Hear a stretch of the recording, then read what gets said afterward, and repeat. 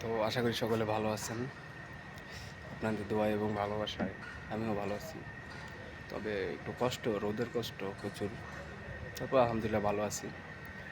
তো এখন বাহিরে প্রচুর রোদ দেখতে পারতেছেন। তো এখন একটু বসলাম পানি খাওয়ার জন্য। প্রচণ্ড রোদে একমাত্র শুধু পানিটাই ভাল লাগে, আর কিছুই ভাল লাগে না খেতে, বুঝছেন? পানিটা খাইলে এত শান্তি লাগে সেটা বলার বাইরে। যারা দুবাইতে আছে রোদে কাজ করে তারাই জানে যে পানির কী পরিমাণ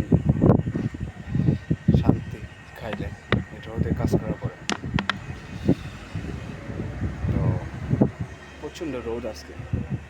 যারা দুবাই প্রবাসী বাইরে আছেন সকলেই জানাইবেন যে বাহিরের কাজে কী পরিমাণ কষ্ট, রোদ সবাই জানাইবেন।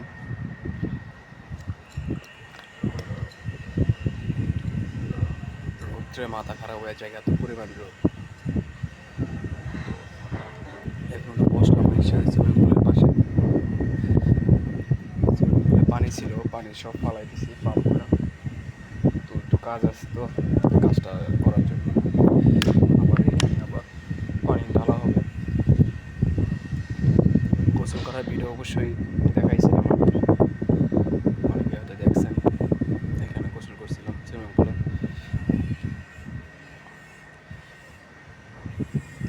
তো এইখানে কাজ আজকেই শেষ, কালকে অন্য সাইডে চলে যাব।